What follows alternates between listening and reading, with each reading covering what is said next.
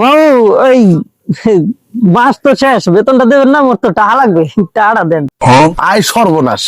এটা নি পাগলা কয় টাকা পাবো? দেও তো। अच्छा ठीक है। হয়তো পুরাটাই লিস হয়, আবার কি বেতন পাইবো?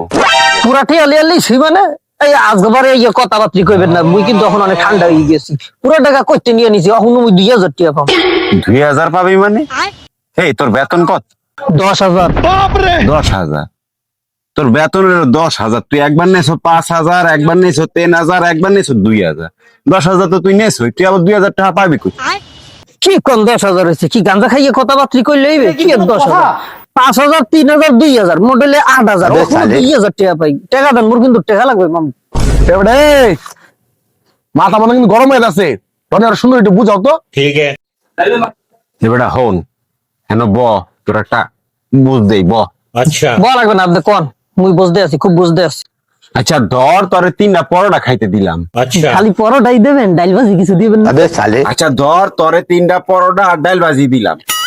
তুই 3টা পরোটাই খেয়ে লাইছ, তোর কাছে আর কি রইলো? কে মামু, ডাইল ভাজি?